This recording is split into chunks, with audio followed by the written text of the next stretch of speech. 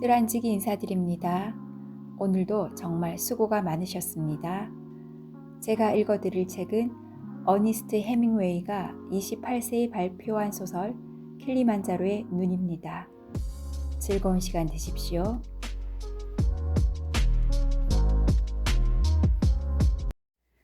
킬리만자로의 눈. 킬리만자로는 5,895m, 눈에 뒤덮인 산으로 아프리카 대륙에서 제일 높은 산이라고 한다. 서쪽 봉우리 가까이에는 바짝 말라 얼어붙은 표범의 시체가 하나 있다. 도대체 그 높은 곳에서 표범은 무엇을 찾고 있었을까? 그러나 그것을 설명해주는 사람은 아무도 없었다. 신기한 노릇이야. 고통이 사라졌으니. 한 남자가 말했다. 그래서 사람은 자기의 죽음의 때를 아는 모양이야. 정말이요? 정말이고 말고. 그런데 이렇게 고약한 냄새를 피워서 정말 미안하군. 이젠 당신도 견딜기 힘들 거야. 그런 것은 신경 쓰지 마세요. 저것 좀 봐. 남자가 말했다. 저것들이 모여드는 건 내 꼴을 보고 오는 것일까? 아니면 냄새를 맡고서 오는 것일까? 그가 누워있는 침상은 미모사 나무의 넓은 그늘이었다. 그늘 건너편의 눈이 부시게 반짝거리는 벌판에는 커다란 새 3마리가 음산한 모습으로 웅크리고 있었다. 그리고 하늘에는 10~30마리의 새가 날고 있었다. 새들이 날아갈 때마다 민첩하게 움직이는 그림자가 땅으로 보였다. 저 새들은 트럭이 고장난 그날부터 줄곧 저기에 있었지. 남자가 말했다. 땅에 내려와 앉은 건 오늘이 처음이야. 저 새들을 언젠가 소설에 쓰고 싶을 때가 있을 것 같아서 새들이 날아가는 모양을 유심히 관찰했지. 생각하니 우스운 짓이었어. 그런 건 생각하지 말아요. 여자가 말했다. 그냥 이야기하는 거야. 이야기라도 하면 한결 편하니까. 그렇지만 당신을 귀찮게 하려는 건 아니야. 당신이 이야기한다고 제가 귀찮아하겠어요? 아시면서 그런 말을 하시기는. 아무것도 해드리지 못해서 안타까울 뿐이에요. 비행기가 올 때까지는 되도록 편하게 해드리고 싶어요. 그러니까 비행기가 올 때까지란 말이군. 어서 제가 할 일이나 가르쳐 주세요. 제가 할 일이 있을 것 같은데. 내 다리를 잘라주오. 그러면 고통이 없어질 것 같으니. 확실하지는 않지만 다리를 자르는 게 힘들다면 날 총으로 쏴서 죽여주든지. 이젠 당신도 총을 잘 쏘지 않소? 내가 당신에게 총 쏘는 법을 가르쳐 주었지. 그런 말씀은 하지 마세요. 자, 책을 읽어드릴까요?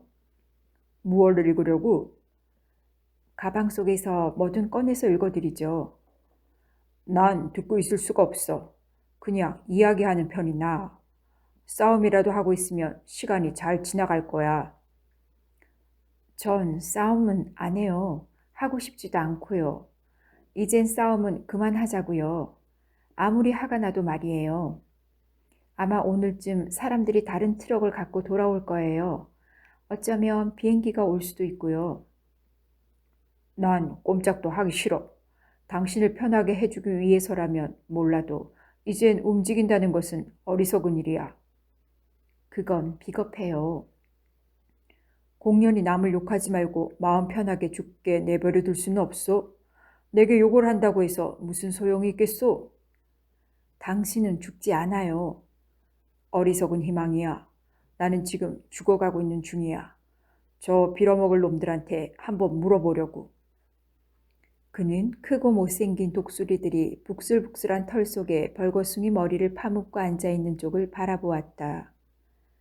4번째 새가 땅으로 내려와 쟁걸음으로 다른 새들에게로 지척지척 걸어갔다. 저런 새들은 어느 캠프장에도 있는 보통의 새들이에요. 당신 눈에 띄지 않았을 뿐이죠. 인간이란 단념만 하지 않으면 죽지 않아요. 천만에. 나는 단념하지 않는 의지의 남자였어. 하지만 지금은 상황이 달라. 그는 드러눕더니 한동안 말없이 햇빛에 아지랑이가 있는 벌판 저 건너 숲속을 바라보았다. 노란 벌판을 배경으로 몇 마리의 사냥이 조그맣고 하얗게 보였다. 그곳은 언덕을 등지고 큰 나무 그늘 밑에 자리 잡은 기분 좋은 캠프장으로 특히 물이 좋았다. 그리고 바로 옆에는 거의 물이 말라버린 샘물이 있는데 아침마다 들꿩이 그곳으로 날아들었다. 책 읽어드릴까요? 여자가 다시 물었다. 여자는 그의 침상 옆에 캔버스 의자에 앉아 있었다. 산들바람이 불어요. 책 읽기에 아주 좋아요. 아니, 읽을 필요 없어. 아마 트럭이 올 거예요. 트럭 같은 게 오든 말든 난 상관 안 해. 아무래도 좋아. 저는 그렇지 않아요. 당신은 내가 신경 쓰지 않는 많은 것들에 대해 괜히 쓸데없는 걱정을 하는군. 그렇지도 않아요, 해리. 술은 어떨까? 술은 당신에게 해로울 거예요. 블랙의 책에도 알코올 성분은 일체 피하라고 쓰여 있어요. 그러니까 술을 마시면 안 된다고요. 뭘로? 남자는 하인을 불렀다. 네, 주인님. 위스키 소다를 가져와 봐. 네, 주인님. 여자가 말했다. 그런 게 바로 내가 말한 단념이군요. 책에도 분명히 술이 나쁘다고 적혀 있어요. 더구나 당신에겐 더욱 해로워요. 아니, 나에게는 좋아. 남자는 이제 모든 것이 끝장났다고 생각했다. 이제 끝맺을 기회는 영영 없어. 마무리할 기회는 없을 거야. 이 모양으로 마시겠다거니 마시면 안 된다거니 하고 싸우다가 죽는 게 오늘이 마지막일 거야. 오른쪽 다리에 괴저가 생긴 뒤부터는 고통이란 것을 느끼지 못했어. 고통과 더불어 공포감까지도 사라졌어. 이제 느끼는 것은 오로지 심한 피로와 이것이 끝이로구나 하는 억울함 뿐이야. 남자는 닥쳐오는 죽음에 대해서 거의 관심이 없었다. 몇 해 동안 죽음에 대한 생각이 그의 마음속에 계속 있었다. 하지만 이제는 죽음 자체가 무의미했다.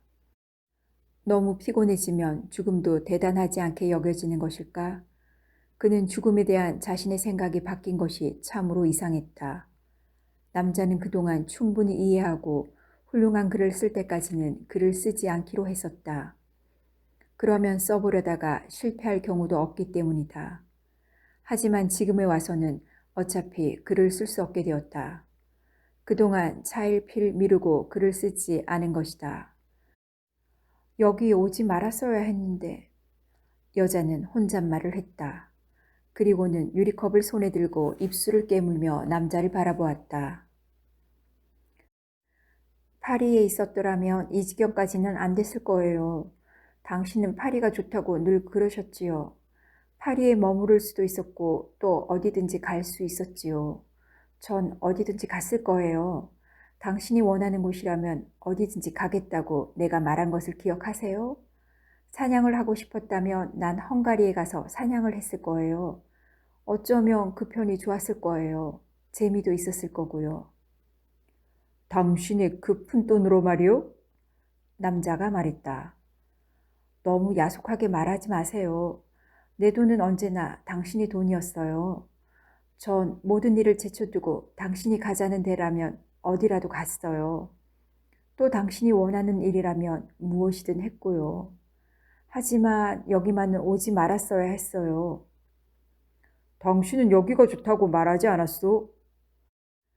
당신의 몸이 건강했을 땐 좋았지요. 하지만 지금은 아니에요. 어째서 당신 다리가 이 모양이 됐을까요? 우리는 이런 일을 당할 만한 짓을 한 건가요? 처음에 긁혔을 때 요오드 딩크를 발라주는 걸 잊었으니까. 그래서 이렇게 된 거야. 나는 잘 곱는 체질이 아니어서 전혀 신경을 쓰지 않았어. 또 상처가 악화된 뒤에 다른 약이 떨어져서 묽은 석탄 산액을 쓴 게 잘못이었어. 그게 나빴던 거야. 모세혈관이 마비되어 괴저가 생긴 것 같아. 남자는 여자를 보고 말을 계속했다. 그 밖에 또 뭐가 문제였을까? 제 말은 그런 뜻이 아니에요. 기술이 없는 키쿠요족 운전사 대신 훌륭한 기술자를 둘 걸 그랬어. 그러면 기름 상태도 살폈을 거고 트럭에 베어링도 태우지 않았을 테니까. 그런 뜻이 아니라니까요. 당신의 족속, 썩어 문드러진 올드 웨스트베리족, 세러토카족, 팜피치족이랑 헤어지지 않았더라면, 나를 사랑하지 않았더라면. 그런 소리 말아요. 당신을 사랑했기 때문에 당신을 따라온 거예요. 너무 하시는군요. 나는 지금도 당신을 사랑해요. 언제까지나 나는 당신을 사랑하겠어요. 당신은 나를 사랑하지 않나요? 그렇소. 나는 당신을 사랑한다고는 생각지 않아. 한 번도 당신을 사랑해 본 적이 없어. 해리, 무슨 말을 그렇게 해요? 당신 지금 제정신이에요? 난 정신이 말짱해. 술 마시지 말아요. 제발 마시지 말아요. 둘이서 가능한 모든 수단을 써서 이 어려움을 견뎌야 해요. 여자의 말에 남자는 이렇게 대꾸했다. 당신이나 해. 나는 이제 지쳤다고. 남자는 카라카치 역이 생각났다. 이것은 그가 후일 글을 쓰려고 간직해 두었던 것 중에 하나다. 그는 짐을 손에 들고 서 있다. 지금 어둠을 뚫고 들어오는 것은 심플은 오리엔트 철도회사의 열차에서 비치는 헤드라이트다.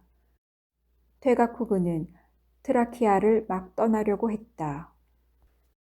그날 아침 식사 때 창밖을 바라보다 불가리아의 눈이 쌓인 산을 보았던 일이 생각났다. 저게 눈인가요? 라고 난센의 비서가 노인에게 묻는다. 노인은 창밖을 바라보면서 아니야, 저건 눈이 아니야. 눈은 아직 올 때가 아니야. 라고 대답한다. 비서는 다른 여자들에게 이것 봐, 눈이 아니래. 라고 되풀이해서 말한다. 그러면 여자들은 일제히 저건 눈이 아니에요. 우리들이 잘못 봤어요. 라고 말한다. 하지만 그것은 틀림없는 눈이었다. 그 눈 속으로 여러 사람을 보냈다. 그날은 주민들의 교체 입주가 있는 때였다. 그리고 모두들 눈 속을 터벅터벅 걷다가 그의 겨울에 모조리 얼어 죽고 말았다. 그의 크리스마스 휴가 중에도 일주일 내내 가우에르탈 산에 눈이 내렸다. 그애는 모두들 나무꾼의 오두막에 묵고 있었다. 그 오두막집은 크고 네모난 사기난로가 방 절반을 차지하고 있었다. 밤나무 잎새를 잔뜩 넣은 요를 깔고 잠을 잤다. 그때 탈주병 한 명이 눈 속에 발이 피투성이가 되어 나타났다. 탈주병은 헌병이 자기를 쫓고 있다고 말했다. 그들은 그에게 털 양말을 주어 도망을 시키고 뒤쫓아온 헌병을 도망자의 발자국이 눈으로 덮일 때까지 이야기를 늘어놓으며 붙들어 두었다. 술은 취해서의 크리스마스 날 눈이 너무 환하게 반짝여서 주막에서 밖을 내다보면 눈이 아플 정도였다. 그리고 사람들이 교회에서 집으로 돌아오는 것이 보였다. 가파른 언덕에 소나무로 둘러싸인 강기슭을 따라 썰매 자국으로 길이 미끈해지고 오줌에 노랗게 물든 눈길을 어깨에 무거운 스키를 짊어지고 올라가던 곳이었다. 그리고 그때 마드레너 산장 그의 빙하를 단숨에 내려달리면 눈은 각설탕처럼 미끄럽고 흰가루처럼 가벼웠다. 속도를 더하여 소리도 없이 전 속력으로 달려내리면 마치 새가 된 것 같았다. 그때 눈보라로 모두들 일주일 동안 마드레너 산장에 묶여 오도 가도 못하게 되어 자욱한 담배 연기 속에 초롱불을 밝히고 트럼프 놀이만 했다. 그런데 렌트씨가 지면 질수록 판돈의 액수가 더 높아졌다. 결국 그는 갖고 있던 돈을 몽땅 잃고 말았다. 스키 교수에게서 받은 사례금, 시즌에서 얻은 이익금, 미천까지도 모두 잃었다. 코가 긴 그 남자가 카드를 집어들자 보지도 않고 내던지던 모습이 눈에 선하다. 그때는 자나깨나 노름을 했다. 눈이 안 온다고 노름을 하고 눈이 너무 많이 온다고 노름을 했다. 그는 지금까지 노름으로 낭비한 모든 시간을 생각했다. 하지만 그는 그날에 대해서는 한 줄의 글도 쓰지 않았다. 그날은 평야 저편으로 산이 뚜렷이 보였다. 그 춥고 맑게 갠 크리스마스 날 바커의 비행기는 전선을 넘어 휴가로 돌아가는 오스트리아 장교들의 열차를 폭격했다. 그리고 뿔뿔이 흩어져 도망가는 사람들을 기관총으로 쏘아댔다. 그런 바하커에 대해서도 아직 쓰지 않았다. 그 뒤에 식당에 들어와서 그때의 이야기를 하기 시작하던 바하커의 얼굴이 생각났다. 모두들 조용히 듣고만 있었는데 이윽고 누군가가 이렇게 말했다. 에이, 무지막지한 백정 같으니. 그러나 그 후 그와 같이 스키를 타던 사람들은 그 무렵 우리가 죽인 사람들과 마찬가지로 오스트리아인이었다. 아니, 마찬가지는 아니야. 겨우내 함께 스키를 타던 한스는 카이저경 보병대 소속이었다. 제재소 위쪽 계곡으로 함께 토끼 사냥을 갔을 때 파수비오의 전투와 페르티카의 아살로네를 공격했던 당시의 이야기를 전해주었다. 그렇지만 그것에 대해서도 한마디도 쓰지 않았어. 몬테코르노며 시에테 코몸이며 아르시도에 대해서도 쓰지 않았어. 그는 포어 알베르크와 아르베르크에서 몇 번의 겨울을 보냈던 것일까? 그렇다. 4번이었다. 그러고 보니 금방 생각이 났다.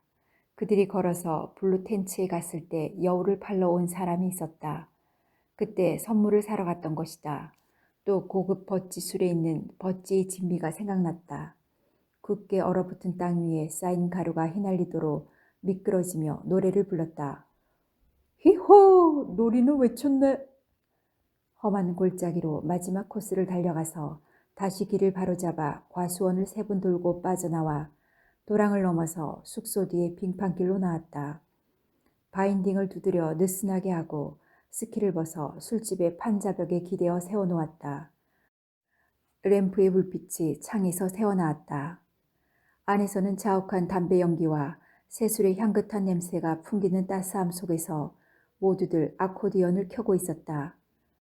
파리에서 우리는 어디에서 묵었지?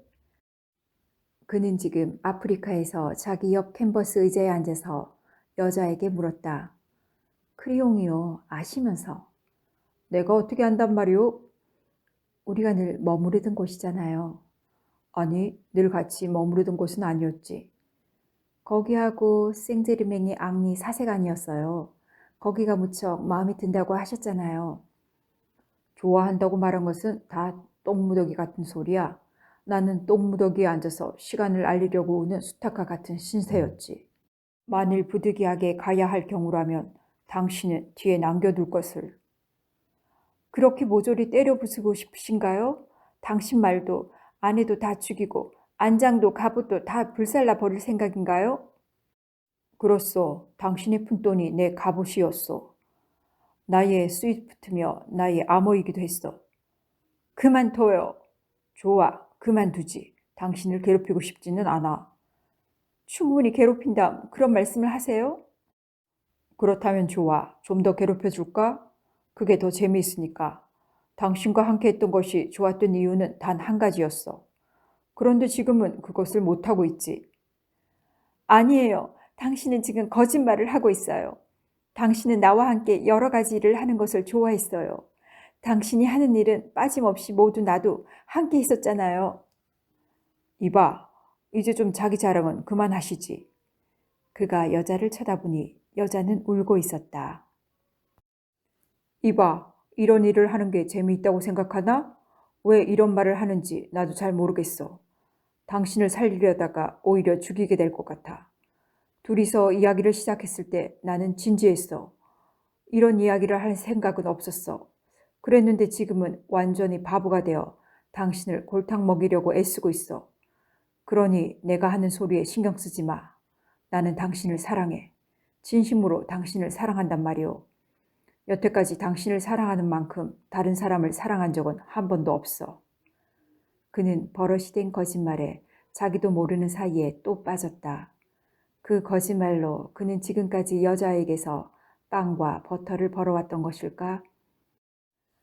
당신은 제게 참으로 다정하셨어요. 이 여자야, 이 돈 많은 여자야. 내가 지금 읊은 것은 시라고. 내 머릿속엔 지금 시로 가득 차 있어. 헛소리와 시가 말이야. 헛소리 같은 시가 말이지. 그만둬요, 해리. 왜 당신은 지금 악마가 되어 가는 거지요? 나는 무엇이든 남겨두고 가기 싫어. 아무것도 남기고 싶지 않단 말이야. 어느덧 저녁이 되었다. 남자는 잠시 잠이 들었다. 석양은 언덕 너머로 지고 벌판은 그늘로 뒤덮였다. 작은 짐승들이 캠프장 근처에서 먹을 것을 찾고 있었다. 머리를 설레설레 흔들고 꼬리를 휘휘 저으면서 먹을 것을 찾았다. 그 짐승들은 어느새 수풀에서 꽤 멀리 떨어져 있었다. 남자가 아까 보았던 새들은 이제 땅에 없다. 모두가 나무에 올라앉아 있었다. 남자는 답답했다. 그 수가 아까보다 훨씬 많았다. 심부름하는 소년이 그 남자 옆에 앉아 있었다. 마님은 사냥하러 나가셨어요. 주인님, 뭐 시키실 일이라도. 아니, 없어. 여자는 양식으로 쓸 고기를 구하기 위해 사냥을 나갔다. 남자가 사냥감이 될 만한 짐승을 몹시 보고 싶어 한다는 것을 알고 있었기 때문이다. 캠프장 근처의 짐승들은 건드리지 않으려고 먼 곳으로 갔다. 그가 볼 수 있는 이 수풀에서 소란을 일으키지 않으려고 먼 곳으로 간 것이다. 남자는 혼잣말을 했다. 언제나 조심성이 있는 여자야. 알고 있는 것, 읽고 있는 것에 비해서는 사려 깊은 여자야. 라고 남자는 생각했다. 남자가 여자에게 접근했을 때 그는 이미 다 된 놈이었다. 그것은 여자의 책임은 아니었다. 남자가 마음에도 없는 헛소리를 늘어놓고 있다는 것을 어떻게 여자가 알 수 있을까? 단지 입버릇으로 또는 심심풀이로 남자가 짓거리고 있다는 것을 여자가 어떻게 알 수 있겠는가? 남자는 마음에도 없는 헛소리를 짓거린 뒤부터 그의 거짓말은 오히려 진실을 얘기할 때보다 여자들에게 더 효과적이었다. 그가 거짓말을 했다기보다는 오히려 이야기할 만한 진실이 없었던 것이다. 그는 인생을 마음껏 즐겼다. 그리고 그 즐거움이 끝나면 다른 패들과 부자로서 생활했다. 다른 여자, 돈이 더 많은 여자와 최상의 사람들과 새로운 사람들을 상대로 다시금 자기의 생활을 시작했었다. 이런 생각은 집어치우자. 아니, 그 생활도 제법 괜찮았어. 대부분의 사람들은 쉽게 허물어지지만 그렇지 않게끔 마음속을 단단히 무장하면 되니까. 지금까지 해온 일들을 할 수 없게 되었으니 그런 일 따위는 신경 쓰지 않아도 된다고. 나는 언젠가는 이 사람들, 큰 부자들의 이야기를 써볼 거야. 나는 사실 부자들의 동료가 아니다. 그들 사회의 스파이다. 그러니까 언젠가는 이 사회에서 빠져나가 그것에 대해 글을 쓸 거야. 그 세계를 충분히 알게 되면 그 부자들의 세계는 꼭 다루어져야 한다고. 하지만 남자는 그렇게 생각하면서도 부자에 대해 결코 쓰려고 하지 않았다. 부자들과 어울리면서 아무것도 쓰지 않고 안일한 삶을 추구하며 자기가 멸시했던 그런 인간이 되어버렸다. 매일매일의 생활이 그의 재능을 둔하게 만들었다. 또한 일에 대한 의욕마저 약하게 만들었기 때문에 그는 결국 아무것도 쓰지 못했다. 그의 인생에 있어서 가장 행복하게 지냈던 곳이 바로 아프리카였다. 그래서 그는 새 출발을 위해 이곳으로 온 것이다. 남자와 여자는 이번 사냥 여행을 될 수 있는 대로 쉽게 넘기려 하지 않았다. 고생을 했다고 할 수는 없으나 사치하지도 않았다. 이렇게 해서 다시 훈련의 생활로 돌아갈 수 있다고 그는 생각했던 것이다. 이 방법으로 마치 권투 선수가 군살을 빼려고 산속으로 들어가 훈련을 하고 정신 수련을 하듯이 자기도 정신을 덮고 있는 약간의 지방을 벗을 수 있으리라 생각했다. 여자도 그런 생활을 좋아했다. 그런 생활을 무척 즐겨요 하고 말하기까지 했다. 인생에 있어서 자극이 있고 변화가 있는 것이라면 무엇이든 좋아했다. 거기에서 새로운 사람을 만나게 되는 것과 그 밖에 모든 일이 재미있었기 때문에 일하겠다는 의욕이 되살아난 것 같은 착각이 들었다. 그러나 지금 이 모양으로 일생을 마쳐야 한다. 다리를 다쳐 고통스러워하며 말이다. 남자는 이 사실을 누구보다 잘 알고 있었다.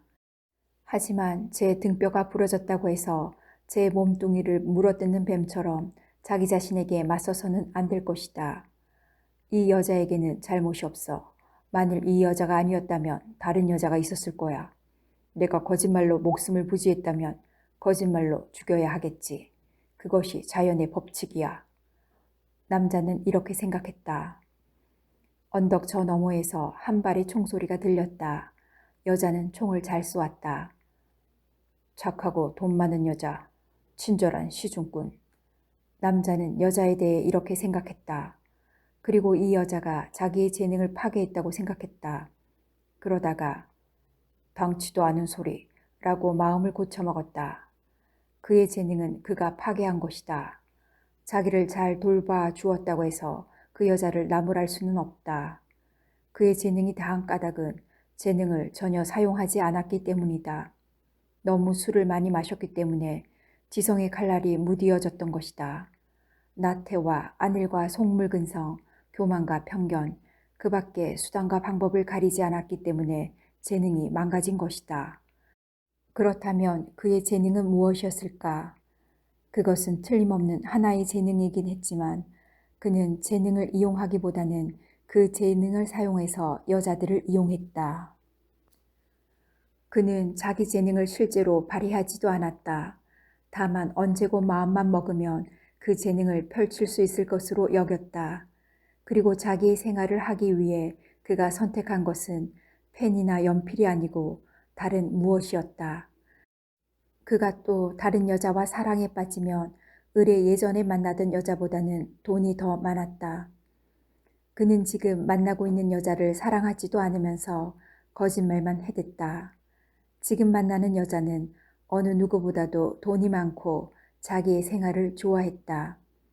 이 여자는 과거에 남편과 자식이 있었고 애인도 있었다. 하지만 그들에게 만족하지 못하고 지금의 그를 한 작가로, 남성으로, 벗으로, 자랑할 만한 재산으로 극진히 사랑하고 있는 것이다. 그런데 그는 전혀 그 여자를 사랑하지도 않으면서 진실한 사랑을 하느라 거짓말을 하던 그때보다 그 여자 돈에 대하여 더 많은 거짓말을 했다. 참으로 이상한 일이었다. 남자라는 인간은 모두 자기가 하는 일에 적합하게끔 되어 있다고 생각했다. 어떤 방식으로 생계를 이어가든 거기에는 각자의 재능이 있는 것이다. 그는 자기 일생을 통하여 어떤 한 형식으로 자기의 정력을 팔아먹어왔던 것이다. 그가 애정에 너무 깊이 빠지지 않았을 때는 금전에 대해서 더욱 높은 가치를 매길 수 있다는 사실을 발견해냈다. 하지만 그건 역시 지금은 쓸 수가 없다. 쓸만한 가치는 충분히 있지만 쓰지 않을 것이다. 여자가 돌아왔다. 빈터를 가로질러 캠프장 쪽으로 걸어왔다. 여자는 승마 바지를 입고 라이플 총을 들고 있었다. 소년 2명이 한 마리의 수대양을 어깨에 메고 따라왔다. 아직도 아름다운 여자라고 남자는 생각했다. 게다가 몸매가 날씬했고 잠자리에서도 제법 훌륭한 기술과 감수성을 지니고 있었다. 그 여자는 빼어난 미인은 아니었지만 남자는 그 여자가 예쁘게 보였다. 여자는 책을 좋아하고 승마와 사냥을 좋아한다. 단점이라면 술을 지나치게 마시는 것이다. 젊은 나이에 남편을 여의고 얼마 동안은 자식들에게 정성을 쏟으며 지냈다. 그러나 이제 막 어른이 된 자녀들은 어머니를 필요로 하지 않았고 그녀가 옆에 있는 것을 귀찮아했다. 그래서 결국 그녀는 승마와 독서 그리고 술에 빠지게 된 것 같다. 그녀는 저녁 때, 그러니까 저녁 식사를 하기 전에 책을 읽는 것을 특히 좋아했다. 책을 읽으면서 습관적으로 위스키 소다를 마셨다. 저녁 식사 때까지 그녀는 많이 취해 있었다. 게다가 식사를 하면서 포도주 한 병을 비웠기 때문에 늘 술에 취해 잠이 들었다. 이런 생활은 애인이 생기기 전까지 계속되었다. 애인이 생긴 후부터는 술을 많이 마시지 않았다. 술에 취해서 잠이 들 이유가 없어졌기 때문이다. 그러나 애인들은 그녀를 따분하게 했다. 전에 결혼했던 사람은 그녀를 조금도 심심하지 않게 했으나 남편이 죽은 뒤에 만난 남자들은 하나같이 여자를 권태롭게 했다. 그러다가 한 아이가 비행기 추락사고로 죽었다. 이 일이 있고부터는 애인을 가지고 싶지 않았다. 술도 더 이상 마취제가 되어주지 못하자 다른 생활을 해야 했다. 갑자기 자기가 고독하다는 것을 느끼면서 그녀는 몹시 놀랐다. 그녀는 지금까지 사귄 남자들과는 다른 뭔가를 존경할 만한 남자를 원했다. 일은 지극히 간단하게 시작되었다. 그녀는 그가 쓴 소설을 좋아했다. 그의 생활을 늘 부러워했다. 그녀는 남자를 하고 싶은 대로 하는 남자로 생각했다. 두 사람이 가까워진 것과 마침내 그와 사랑을 하게 되기까지는 그 남자의 각본대로 움직였다. 그녀는 그 남자와의 사랑으로 자기의 생활을 회복했고 그 남자는 그 남자대로 자기의 낡은 생활의 찌꺼기들을 없애버릴 수 있었다. 남자는 생활의 안정과 위안을 위해서 각본을 갖고 여자에게 접근한 것이었다. 그것은 부인할 수 없는 사실이었다. 그 밖에 다른 이유가 있을까? 그 남자도 다른 이유는 알지 못했다. 여자는 남자가 원하는 것이라면 무엇이든지 사줄 것이다. 그것은 분명한 사실이라는 것을 그 남자도 알았다. 게다가 그녀는 대단히 멋진 여자였다. 그 여자는 굉장한 부자였고 아주 산뜻하고 눈치가 빠르며 절대로 울거나 떠들어서 남자를 귀찮게 하지 않았다. 그러나 그녀가 다시 이룬 생활도 이젠 끝장이 나고 있었다. 원인은 남자가 2주 전에 가시에 찔려 무릎에 상처가 생겼을 때 요오드 팅크를 바르지 않은 것이었다. 큰 영양때 사진을 찍으려고 영양에게 가까이 다가갔을 때였다. 영양들은 고개를 들어 코로 냄새를 맡으면서 귀를 쫑긋 세워 조금이라도 소리가 나면 얼른 숲속으로 뛰어들 태세를 하고 있었다. 그런데 남자가 사진을 찍기도 전에 그놈들이 도망을 가고 말았다. 그때 가시에 찔려 다친 것이다. 여자가 남자 옆으로 왔다. 남자는 침대 위에서 머리를 돌려 여자 쪽을 보며 말했다. 여보, 수댕 한 마리를 잡았어요. 여자가 말했다. 당신에게 좋은 스프거리가 될 거예요. 크림과 감자를 넣고 끓여 드릴게요. 그런데 기분은 좀 어때요? 아주 좋아. 정말요? 그럴 줄 알았어요. 사냥을 하러 나갈 때 당신은 잠들어 있었거든요. 아주 달게 자는 것 같았어요. 아주 잘 잤어. 그런데 멀리 갔었어? 아니요. 저 언덕 너머까지밖에 안 갔어요. 산양을 아주 멋지게 쏘아서 잡았어요. 당신의 사냥 솜씨는 일품이잖아. 전 사냥하는 게 너무 좋아요. 그래서 사냥할 수 있는 장소가 많은 아프리카가 좋아요. 정말 당신 몸만 건강하다면 더 이상 좋을 수 없을 텐데. 당신은 모르겠지만 당신과 이곳에 함께 있어서 얼마나 좋은지 몰라요. 전 이곳이 좋아졌어요. 나도 그래. 여보, 당신 기분이 좋아진 걸 보니 내가 얼마나 즐거운지 모르겠어요. 아까 같은 기분이라면 정말 견디기 힘들었을 거예요. 당신 앞으로는 나를 괴롭히는 말이나 힘들게 하는 말은 안 할 거지요? 자, 약속해요. 다시는 안 하겠다고. 내가 무슨 말을 했는지 모르는데 어떻게 약속을 해? 저를 힘들게 하지 마세요. 네? 저는 단순한 중년 여자일 뿐이에요. 그런데도 당신을 사랑하고 또 당신이 원하는 것을 해드리고 싶어요. 저는 벌써 2~3번이나 당신에게 골탕을 먹었어요. 다시는 저를 힘들게 하지 마세요. 네? 몇 번 더 혼내줄 건데? 침대 속에서. 좋아요. 그렇게 혼내는 건. 내일은 비행기가 올 거예요. 그걸 어떻게 알지? 꼭 와요. 오기로 되어 있어요. 안 오면 안 되게 되어 있어요. 아이들은 벌써 나무를 베고 연기를 낼 풀을 준비했어요. 오늘도 거기에 가보고 왔어요. 착륙할 공간은 충분해요. 빈터 양쪽 끝에서 연기를 올릴 준비도 다 마쳤어요. 내일 비행기가 꼭 온다고 생각하는 이유가 뭐요? 반드시 올 거예요. 예정일이 벌써 지났는걸요. 비행기가 오면 도시로 돌아가 당신의 다리를 치료해요. 그리고 우리 둘이서 근사하게 살자고요. 아주 멋지게 살아요. 당신이 했던 그런 무시무시한 말은 하지 말고 살아요. 같이 술이나 한잔 할까? 저녁도 되었으니. 꼭 한잔 해야겠어요? 벌써 한잔 했어. 그럼 한 잔씩만 해요. 여자는 시중드는 사람의 이름을 불러 부탁했다. 뭘로? 위스키 소다 좀 가져올래? 모기에 물리지 않도록 장화를 신지 그래. 남자가 걱정스러운 표정으로 여자에게 말했다. 목욕하고 신을게요. 어둠이 점점 짙어가는 동안 두 사람은 술을 마셨다.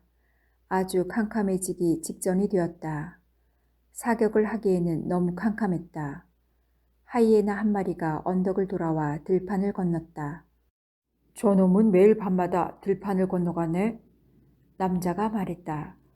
2시일 동안 계속이야. 밤에 시끄럽게 소리를 지르는 게 저놈이군요. 저는 울음소리는 아무렇지도 않아요. 하지만 기분 나쁜 동물이지요. 남자는 이제 아무런 고통도 느끼지 않았다.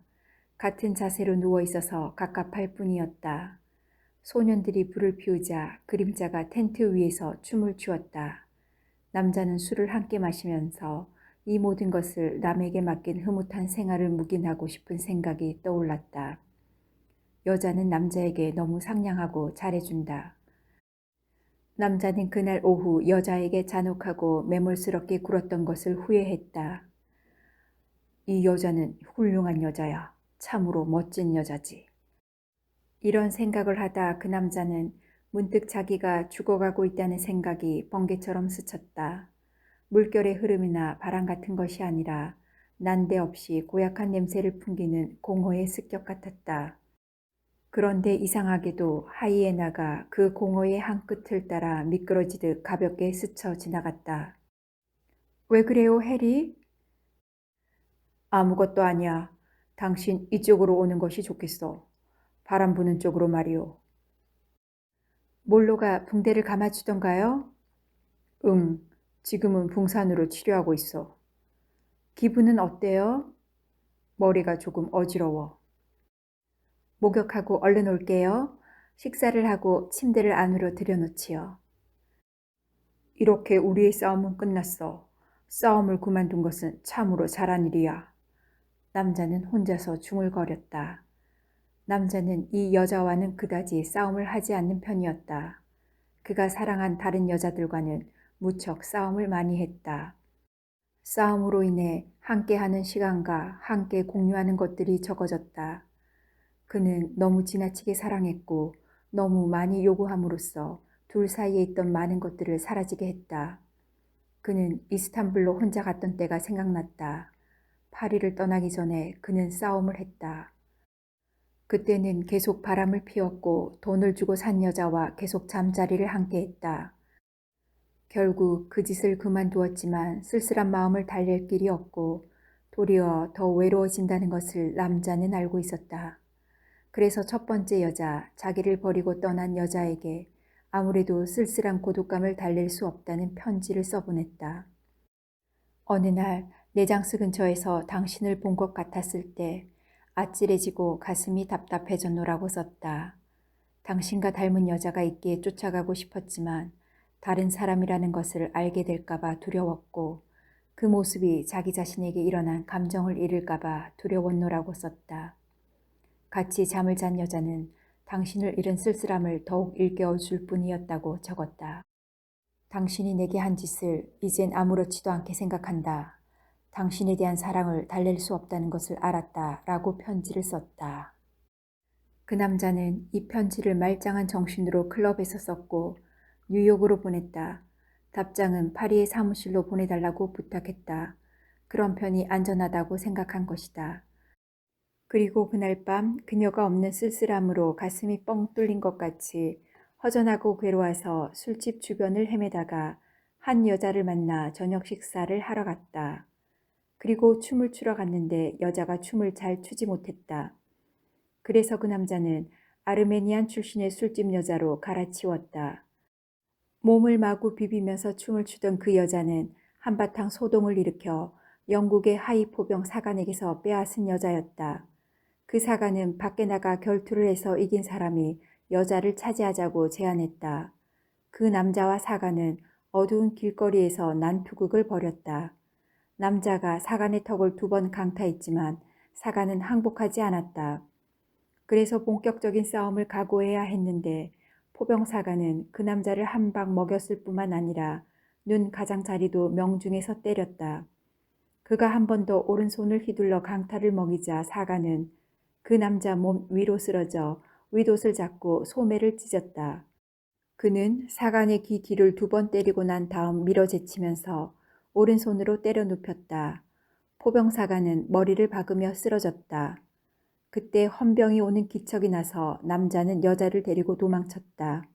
두 사람은 택시를 타고 보스포루스 해협을 따라 비밀리에 차를 몰게 하여 한 바퀴 돌고 나서 서늘한 밤공기 속을 되돌아와 침대로 들어갔다. 여자는 겉모습과 마찬가지로 지나치게 무르익은 느낌이었다. 장미꽃잎처럼 싱싱한 살결을 가졌으며 부드럽고 탄력적인 몸이었다. 가슴도 적당히 부풀었고 허리도 날씬했다. 그러나 다음 날 아침 밝은 햇살 속에서 보니 여자는 지저분했다. 여자가 깨어나기 전에 남자는 여자를 버려두고 밖으로 나왔다. 한쪽 눈에는 검은 멍이 들어있었고 한쪽 소매가 터진 윗옷을 팔에 걸치고 페라팔레스로 갔다. 아나톨리아로 간 것은 그날 밤이었다. 여행이 끝날 무렵 온종일 말을 타고 양귀비 밭을 지났다. 양귀비는 아편을 만들려고 재배하는 것인데 나중에는 느낌이 이상해져서 감각마저 달라지는 것 같았다. 도착한 곳에서는 마침 아무 물정도 모르는 그리스군 장교들이 막 도착해서 공격을 개시하고 있었다. 포병이 아군에게 포탄을 쏘아대는 바람에 영국의 관전무가는 어린아이처럼 울어댔다. 그 남자는 발레풍의 스커트를 입고 소리 달린 장화를 신고 있는 시체들을 그날 처음 보았다. 터키 군대가 쉴 새 없이 때를 지어왔다. 스커트 입은 병사가 이리저리 달아나자 장교들은 그들을 향해 권총을 쏘아댔다. 이어 장교들도 도망을 갔고 그 남자도 간측 장교와 함께 도망쳤다. 입안은 동전을 씹은 것처럼 냄새가 났으며 숨이 차서 견디기가 힘들었다. 그들은 바위 뒤에 숨었다. 터키병은 여전히 때를 이루어 쳐들어왔다. 그는 그 후에 상상할 수도 없는 끔찍한 광경을 2차례나 보았다. 파리에 돌아왔을 때 그 이야기는 누구에게도 하지 않았다. 말하기에도 끔찍했기 때문이었다. 그가 다니던 카페엔 미국 출신의 시인이 있었다. 그 미국인 시인은 커피잔을 앞에 놓고 감자 모양의 얼굴에 멍청한 표정을 짓고 어떤 루마니아 사람과 다다이즘 운동에 관한 토론을 벌이고 있었다. 그 루마니아 사람의 이름은 트리스탄 차라였다.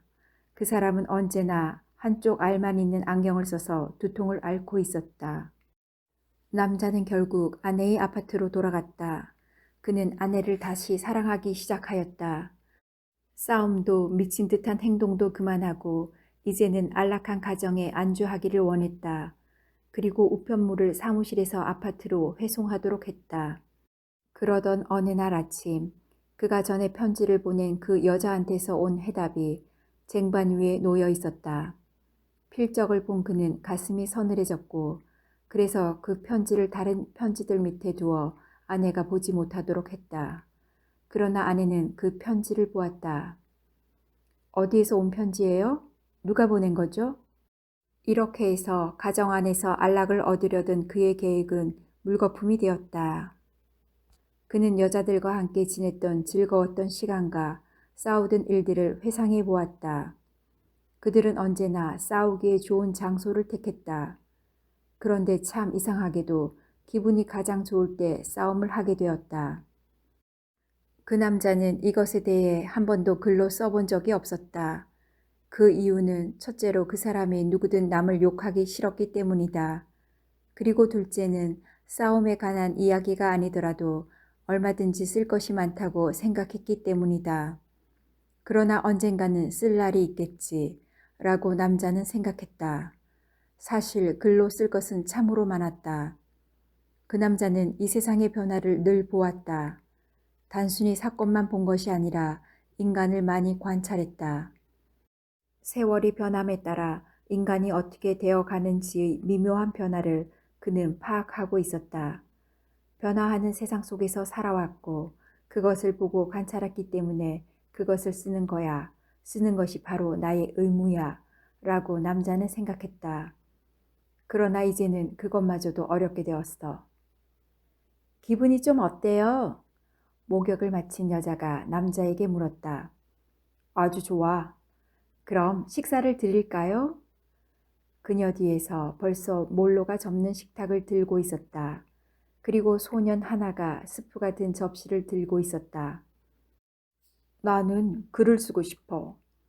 스프라도 좀 드시고 쓰시는 게 어때요? 그래야 기운이 나지요. 난 오늘 밤에 죽을 거야. 기운을 차려봤자 소용없다고. 해리, 제발 그런 말 말아요. 멜로드라마 같은 대사는 그만해요. 당신은 냄새가 나지도 않아? 도대체 당신 코는 무엇에 쓰는 거야? 벌써 내 허벅지는 반쯤 썩었단 말이야. 수프를 먹어봤자 무슨 소용이 있겠어. 몰로, 위스키 소다 좀 가져와. 제발 스프를 드세요. 네? 여자가 상냥하게 남자에게 권했다. 그러자 남자는 그래, 먹지. 하고 스프 그릇을 받았다. 스프는 너무 뜨거워서 식을 때까지 그릇을 들고 있어야 했다. 스프가 식자 남자는 그럭저럭 토하지 않고 먹었다. 군소리도 하지 않고 다 먹었다. 당신은 멋진 여자야. 하지만 이제부터는 나에게 상관하지 마. 여자는 호감을 주는 따뜻한 얼굴로 남자를 바라보았다. 스퍼나 타운앤컨트리 잡지에서 흔히 나오는 얼굴 모습이었다. 다만 술과 잠자리 때문에 얼굴이 약간 수척해졌을 뿐이었다. 그러나 타운앤컨트리 같은 데서도 그 여자처럼 멋진 가슴과 예쁜 허벅지와 허리를 가볍게 애무하는 손을 보여주지는 못했다. 남자는 그 여자의 아름다운 미소를 보자 다시금 죽음이 자기에게 가까이 오고 있다는 것을 느꼈다. 그것은 예를 들면 촛불을 너울거리게 하고 불꽃을 활활 타오르게 하는 바람의 흔들림과 같이 불쑥 나타난 것이었다. 나중에 아이들더러 모기장을 가져오라고 해서 나뭇가지에 매달아줘. 그리고 불을 피워주고 오늘 밤은 텐트 속으로 들어가지 않을 거야. 맑게 갠 밤이니까 비가 오는 일은 없겠지. 이와 같이 사람은 귀에 들리지 않는 속삭임 속에서 죽어가는 것이다. 그래, 이젠 싸움도 없을 거야. 그것만은 약속할 수 있어. 이제까지 경험하지 못한 한 가지 경험만은 깨트리지 못할 거야. 아니, 모르지. 이것마저 깨뜨릴지도. 나는 모든 것을 늘 깨뜨려 왔잖아. 하지만 이젠 아니야. 무엇이든 엉망으로 만들지는 않을 거야. 당신, 내가 말하는 것을 받아쓸 수 있겠어? 속기를 배운 적이 없는걸요? 괜찮아. 물론 모든 것을 담을 시간은 없었다. 하지만 초점을 맞춰 잘 간추린다면 모든 것을 한 문장에 압축할 수 있을 것 같기도 했다. 호수 위 언덕에는 흰색 모르타르로 갈라진 틈을 칠한 통나무 오두막 집 한 채가 있었다. 문 옆에는 장대가 서 있고 식사 시간을 알리는 종이 거기에 매달려 있었다. 집 뒤에는 들판이 있고 그 들판 뒤는 숲이었다. 집에서부터 호수까지 롬바르디아종 미루나무가 한 줄로 늘어서 있었다. 다른 미루나무들은 고들 따라 늘어서 있었다. 길 하나가 숲을 따라 언덕으로 뻗어 있었다. 남자는 이 길을 걸으며 검은색 딸기를 땄다. 나중에 그 통나무 오두막집은 타버렸다. 난로 위 벽이 총거리에 걸려있던 총도 그때 함께 타버리고 말았다. 나중에 보니 탄창의 탄환은 녹아버렸다. 개머리판도 타서 총신이 잿더미 위에 아무렇게나 놓여 있었다. 그 재는 큰 쇠로 만든 솥에 들어가 세탁용 잿물을 만드는 데 썼다. 타다 남은 총신을 갖고 놀아도 되느냐고 할아버지께 물으면 안 된다고 했다. 타버려서 쓸모없는 총이 되었지만 그래도 자기 총이라는 뜻이다. 그 후 할아버지는 다시는 총을 사지 않았다. 뿐만 아니라 더 이상 사냥을 하러 나가시지도 않았다. 오두막집이 타버리자 이번에는 널판지로 다시 집을 짓고 흰 페인트 칠을 했다. 문간에서는 미루나무와 건너편의 호수가 보였다. 그러나 총은 없었다. 통나무 오두막집 벽의 총거리에 걸려있던 총신이 잿더미 위에서 구르고 있었지만 누구 하나 손대는 사람이 없었다. 전쟁이 끝나고 슈바르츠 발트에서 송어가 잡히는 강을 세낸 적이 있었다. 그곳으로 가는 데는 두 갈래 길이 있었다. 하나는 트리베르크로부터 골짜기로 내려가는 길이었다. 하얀 길 옆에 자라고 있는 나무 그늘 골짜기를 돌아 언덕으로 뻗은 샛길로 올라가서 슈바르츠 발트풍의 큰 집들이 있는 조그만 농장을 몇 개 지나면 낚시터에 이르렀다. 또 하나의 길은 숲 변두리까지 험한 언덕길을 올라가 소나무 숲을 뚫고 언덕 꼭대기를 넘어가는 것이다. 언덕 꼭대기를 넘으면 초원이 나오는데 다시 이 초원을 가로질러 다리 쪽으로 내려오는 길이었다. 강변을 따라 벚나무가 자라고 있고 강폭은 그리 넓지 않았다. 하지만 물이 맑고 물살이 빨랐다. 벚나무 뿌리 및 물결에 파인 곳은 못이 생겨나 있었다. 트리베르크의 호텔 주인에게는 돈이 좀 벌리는 계절이었다. 매우 기분이 좋아지는 곳이라 모두 사이좋게 지냈다. 그 이듬해 불경기가 닥쳐왔다. 호텔 주인은 작년에 번 돈으로는 호텔을 운영할 여력이 없어 목을 메어 자살했다. 남자는 여자에게 여기까지 받아쓰게 했다. 하지만 콩트로 스카르프 광장에 대한 일을 받아쓰게 할 수는 없었다. 그 광장에서는 꽃장수들이 길에서 꽃에 물을 들이고 있었다. 버스가 출발하는 부근의 길가까지 그 꽃물이 흘러나와 있었다. 근처에서는 언제나 노인과 아낙네들이 포도주나 값싼 브랜디를 마시고 취해 있었다. 추위 속에서 콧물을 흘리던 아이들, 카페 대자마테르에 자욱하게 가득 찼던 지저분한 땅과 가난, 주정뱅이 냄새, 그리고 자기들이 묵고 있던 아래층에 있던 발 미제트의 창녀들, 자기 방에서 프랑스 공화군의 기병을 환대하던 문지기 여인, 의자 위에 놓여있는 말총을 빳빳하게 세운 기병의 헬멧, 복도 건너편 방에 새들어 사는 자전거 경기 선수가 남편이라고 하는 여자, 그 여자가 그날 아침 우유 가게에서 경륜 신문을 펴보고 남편이 첫 출전한 파리와 투르 간의 경주에서 3등을 한 것을 알았고 기뻐하던 모습. 그녀는 얼굴이 벌겋게 되어 큰 소리로 웃으며 스포츠 신문을 손에 쥐고 환호성을 지르며 2층으로 올라갔다. 발 미제트를 경영하는 여자의 남편은 택시 운전기사였다. 해리가 아침 일찍 떠나는 비행기를 탈 일이 생기면 운전기사인 남편은 문을 두드려 그를 깨워주었다. 그들은 출발하기 전 주점의 함석 카운터에서 백포도주를 한 잔씩 마셨다. 이렇게 그는 부근 사람들과 잘 어울려 지냈다. 그것은 그들이 가난했기 때문이었다. 그 광장의 부근에는 두 종류의 인간이 있었다. 주정뱅이와 스포츠 열광자들이다. 주정뱅이는 술에 취해 자신의 가난을 잊었고 스포츠 열광자들은 운동에 정신이 팔려서 자신의 가난을 잊었다. 그들은 파리 코민당원의 자손들이었지만 정치적 문제로 옥신각신하는 일은 없었다. 그들은 자기들의 부모 형제 그리고 친척과 친구를 누가 죽였는지를 잘 알고 있었다. 그때는 베르사유 군대가 쳐들어와서 코민 정부의 뒤를 이어 파리를 점령한 후에 손이 거친 사람, 모자를 쓴 사람, 그 밖에 노동자 같아 보이는 사람들은 닥치는 대로 잡아서 처형했다. 그래서 그는 말고기깡과 포도주 협동조합 앞길 건너편 숙소에서 그러한 궁핍한 가운데 어떤 한 작품의 첫 부분을 썼던 것이다. 파리에서 가장 마음에 드는 곳은 바로 그곳이었다. 가지가 쭉 뻗은 나무, 아래는 하얀 회칠이 벗겨진 낡은 집들, 둥근 광장에 서 있는 초록빛 긴 합승차, 길 위로 흐르는 자주빛의 꽃물감, 카르디날르 무안가 언덕에서 생강으로 내려가는 가파른 비탈길, 그 반대편에 있는 무페다르가의 좁고 혼잡한 지역, 팡테옹으로 올라가는 길과 그가 언제나 자전거를 타고 지나간 또 하나의 길, 그 길은 그 일대에서 하나밖에 없는 아스팔트 길이었다. 자전거는 포장이 된 그 길을 미끄럽게 굴러갔다. 높고 좁은 집들이 늘어섰고 폴 베를렌이 죽었다는 높은 건물의 싸구려 호텔도 거기에 있었다.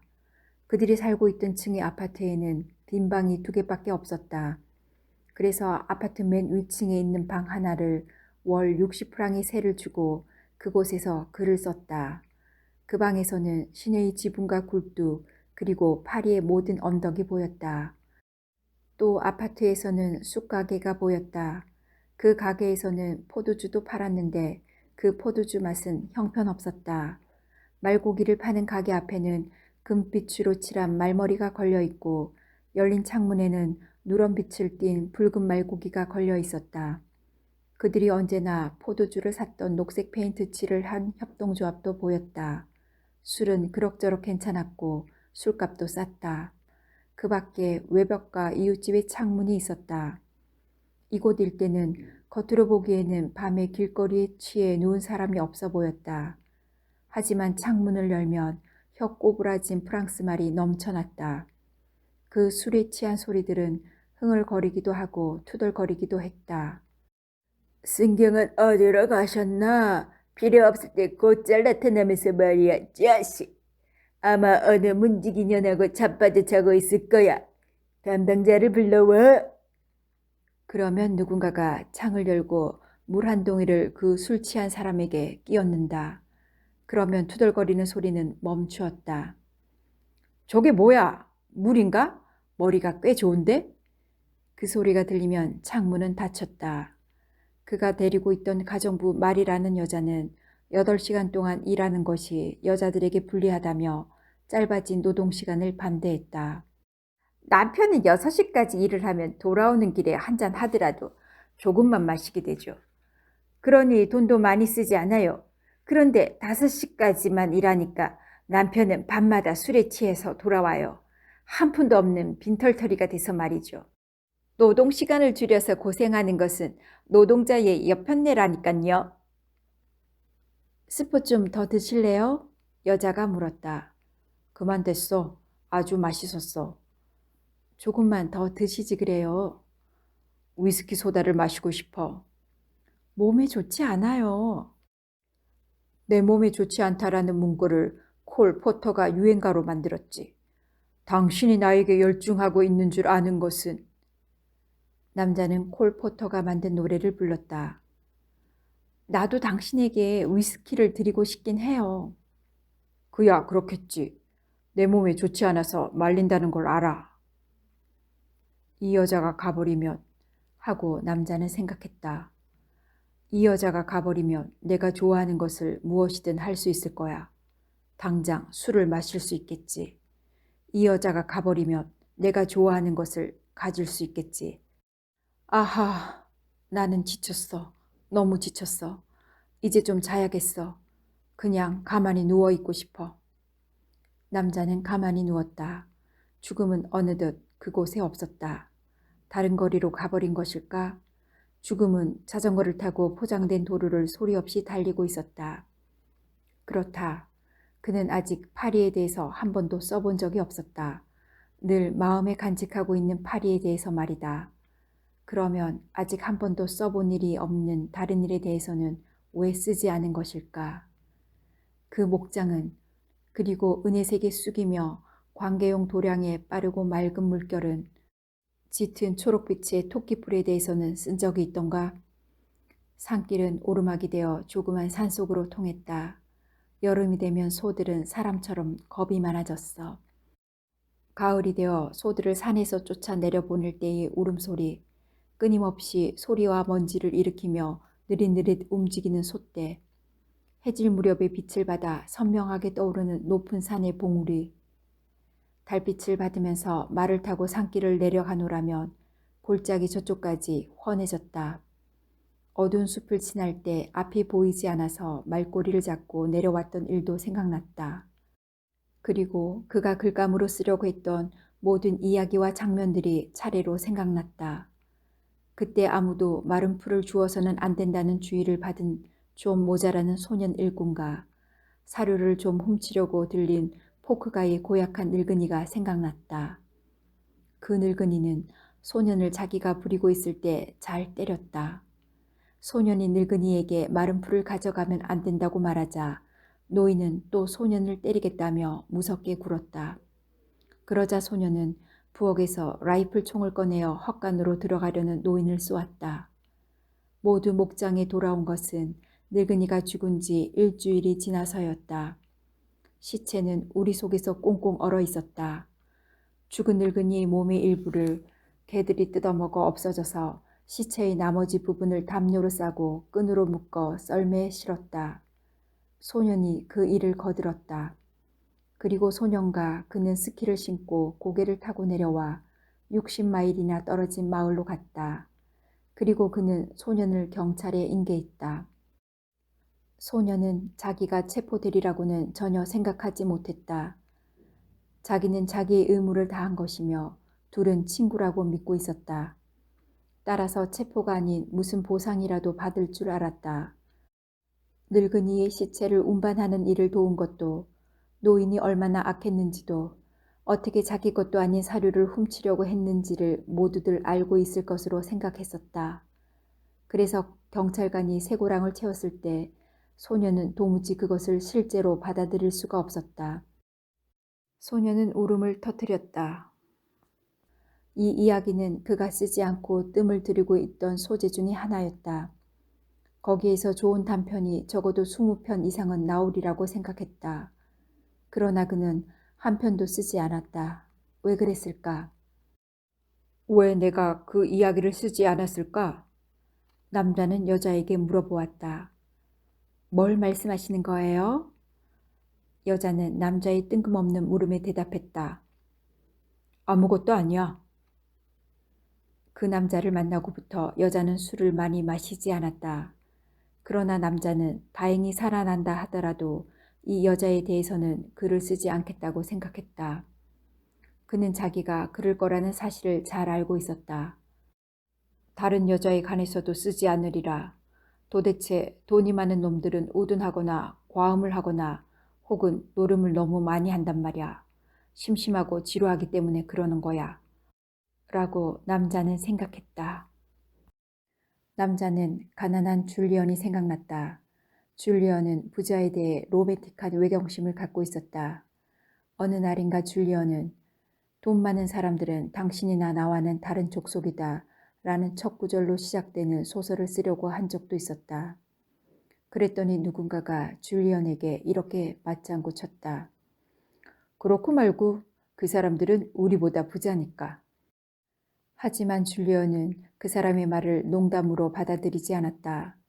줄리언은 부자들이 뭔가 특별한 매력을 지닌 사람들이라고 생각했는데 그렇지 않다고 말하는 바람에 기분이 나빠졌다.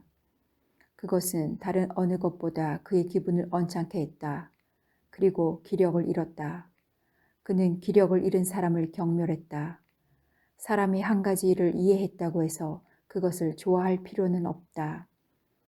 그는 무슨 일이든 이겨낼 수 있다고 생각했다. 왜냐하면 무슨 일에든 관심을 두지 않는다면 그것이 자기를 괴롭힐 수 없을 거라고 생각했기 때문이다. 그래, 죽음을 걱정하지 말자.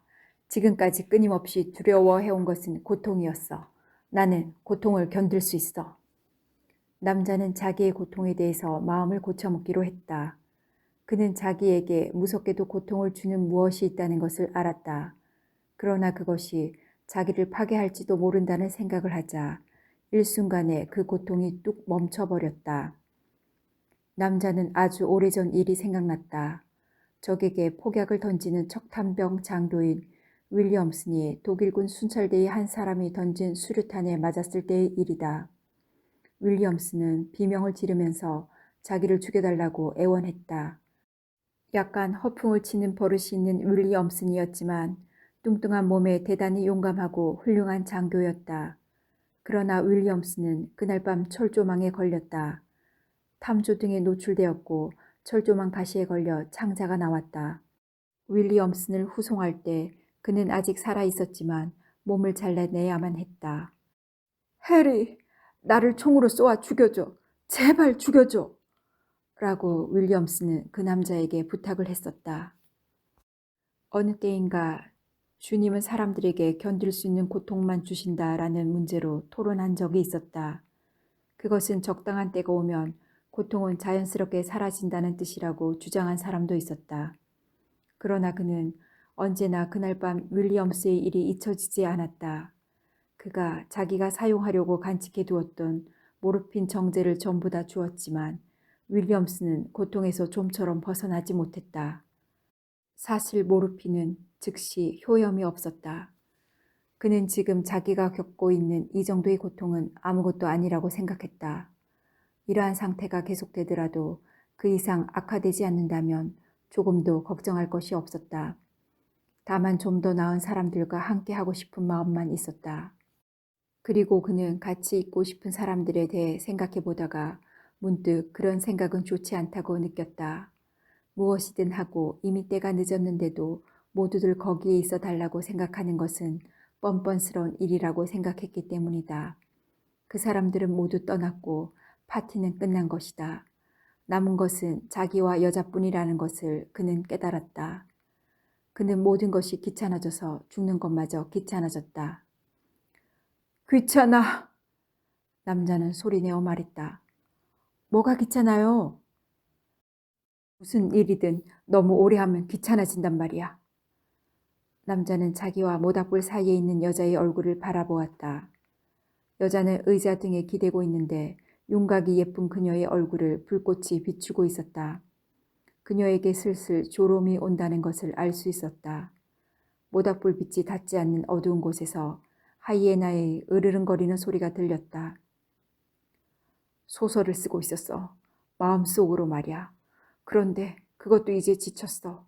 너무 피곤해. 주무실 수 있을 것 같아요? 그럼 당신은 왜 안 자? 당신과 함께 여기에 앉아 자고 싶어요. 무슨 이상한 느낌이 들지 않아? 아니요, 조금 졸릴 뿐인데요. 그래? 나는 좀 이상한 느낌이 들어. 남자는 죽음이 자기에게 가까이 다가오는 것을 느낀 것이다. 내가 지금까지 한 번도 잃은 적이 없는 것이 뭔 줄 알아? 그건 호기심이야. 당신은 지금까지 아무것도 잃지 않았어요. 당신은 내가 아는 사람 가운데 가장 완벽한 남자인걸요? 실없는 소리. 그때 그는 죽음이 다가와서 침대 다리에 머리를 기대는 것을 보았다. 그리고 죽음의 숨소리를 들었다. 죽음의 신이 반드시 커다란 낫과 해골을 가지고 있는 것은 아니야. 때로는 자전거를 탄 두 경찰의 모습일 때도 있고 날아다니는 새의 모습일 때도 있어. 또는 하이에나처럼 큼직한 코를 가지고 있을 때도 있고. 남자는 여자에게 이렇게 가르쳐 주었다. 죽음은 그에게로 다가오고 있었다. 형상도 없이 공간을 차지하고 있었다. 저리 가라고 말해 죽으려. 하지만 죽음은 그에게서 멀리 떠나기는커녕 더욱 가까이 다가왔다. 남자는 죽음에게 말했다. 넌 지독한 숨을 쉬고 있구나. 아주 고약한 냄새를 풍기면서 말이야. 죽음은 더 가까이 그에게 왔다. 이제는 죽음에게 말할 기운도 없다. 말을 못하는 것을 알자 죽음이 조금씩 더 가까이 그에게로 다가왔다. 말없이 죽음을 쫓아내려고 했지만 그것은 더욱더 덮쳐와 그 무게가 가슴을 짓눌렀다. 죽음이 가슴에서 웅크리고 앉아 그는 움직일 수도 없었고 말을 할 수도 없었다. 그때 여자의 목소리가 들렸다. 주인님이 잠드셨으니 침대를 살짝 들어서 텐트 속에다 들여다 놓아라. 죽음을 쫓아달라고 여자에게 말하고 싶었지만 소리가 나오지 않았다. 죽음이 남자를 더욱 무겁게 짓눌러 숨을 쉴 수도 없었다. 그때 사람들이 와서 침대를 들어 올렸다. 침대를 들어 올렸을 때 남자는 갑자기 편안해져 더 이상 가슴이 답답하지 않았다. 남자는 깊은 잠에 빠져들었다. 다시는 깨어날 것 같지 않은 깊은 잠이었다. 그는 꿈을 꾸었는데 아주 행복한 꿈이었다. 아침이 되었다. 날이 밝은 지 오래되었다. 그는 비행기 소리를 들었다. 비행기는 처음에는 아주 조그맣게 보이더니 점점 널따란 원을 그리며 가까이 다가왔다. 소년들은 뛰어나가서 등유로 불을 지르고 그 위에 마른 풀을 쌓아 올렸다. 그러자 평탄한 지면의 양쪽 끝에 커다란 연기의 표지가 둘이나 생겼다. 아침의 산들바람이 그 연기를 캠프로 불어보냈다. 비행기가 다시 두어 번 아주 낮게 원을 그렸다. 이윽고 미끄러지듯이 하강하여 기체를 수평으로 하여 흔들리지 않고 착륙했다. 텐트 쪽으로 걸어오는 사람은 그의 옛 친구인 콤프턴이었다. 느슨한 바지를 입고 트위드의 재킷에 다갈색 펠트 모자를 쓰고 있었다. 어떻게 된 건가, 자네? 친구가 말했다.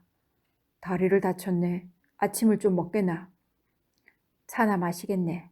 보시다시피 내가 몰고 온 건 잠자리 비행기야. 부인이 함께 타는 것은 곤란하네. 한 사람이 탈 자리밖에 없거든. 그래도 트럭이 중간까지 와 있네. 여자는 콤프턴을 옆으로 데리고 가 뭐라고 얘기했다. 콤프턴은 좀 전보다 명랑한 표정이 되었다. 우선 자네를 데리고 가겠네. 부인은 나중에 데리러 오지. 그런데 연료를 보급하기 위해 아루샤에 들려야 될지도 몰라. 하여튼 곧 출발하는 게 좋아. 차는 어떻게 할 텐가? 차는 나중에 마시지 뭐. 소년들이 침대를 메고는 녹색 천막을 들고 바위를 돌아 내려가 평지로 남자를 운반했다.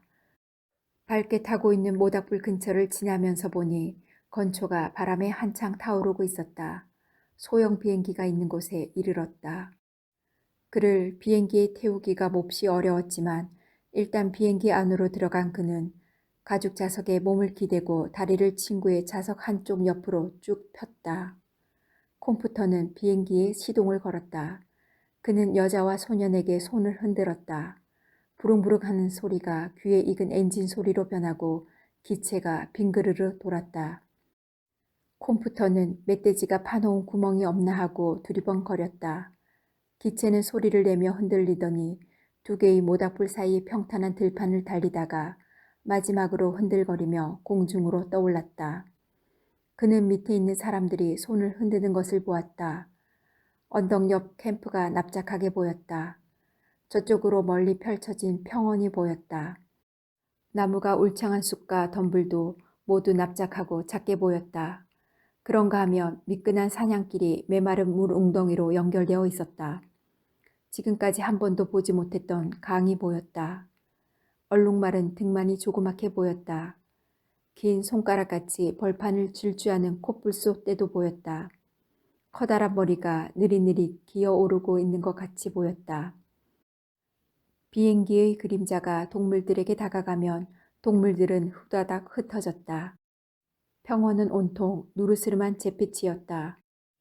눈앞에는 눈에 익은 콤프턴의 트위트를 입은 등과 다갈색 펠트 모자가 보였다. 그때 비행기는 첫 번째 언덕 위를 지나갔다. 코뿔소 떼가 그의 뒤를 따라 달렸다. 짙은 녹색의 숲이 솟아있는 산을 넘고 대나무가 무성한 비탈진 산 위를 날았다. 그리고는 산봉우리와 골짜기로 굴곡이 진 울창한 산림을 지나가니 언덕이 비스듬히 낮아지면서 또 하나의 평원이 나타났다. 열기 때문에 무척 더웠고 평원은 보랏빛을 띤 갈색으로 보였다. 비행기는 심하게 움직였다. 콤퓨터는 해리가 어떤지를 보기 위해 돌아보았다. 그때 거무스름한 산맥이 눈앞에 펼쳐졌다. 그런데 비행기는 아루샤로 향하여 날지 않고 왼쪽으로 방향을 돌렸다. 분명 연료는 넉넉한 모양이었다. 아래를 내려다보니 채로 친 듯한 분홍색의 엷은 구름이 떠돌고 있었다.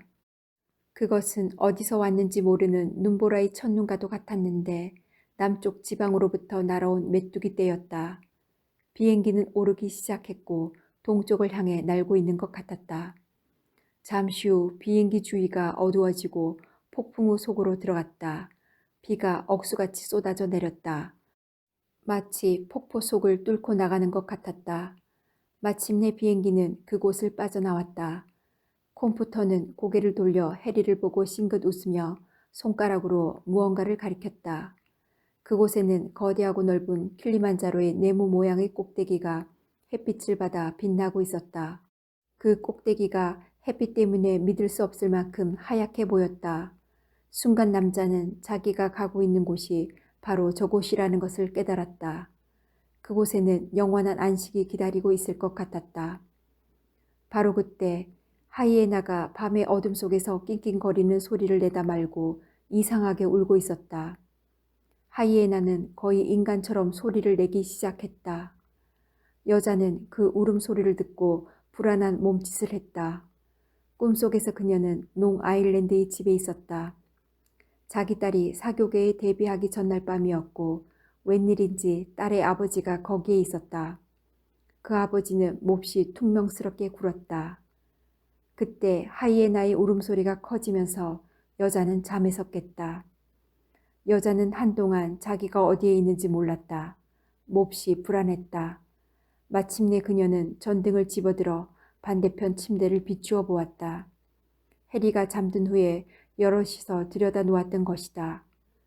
모기장 속으로 남자의 몸이 보였는데 어떻게 된 일인지 다리가 침대 옆에 늘어뜨려져 있었다. 붕대가 죄다 흘러내려서 그녀는 그것을 오래 쳐다볼 수 없었다. 몰로! 그녀는 소리 질렀다. 몰로! 몰로! 계속해서 그녀는 몰로를 불렀다. 그리고 이번에는 남자의 이름을 불렀다. 해리! 해리! 목소리가 점점 커졌다. 해리! 해리! 대답도 없고 숨소리도 들리지 않았다. 텐트 밖에서 하이에나가 아까 그녀의 잠을 깨웠을 때처럼 기괴한 울음소리를 냈다. 그러나 그녀는 가슴이 울렁거려서 그 소리도 들리지 않았다.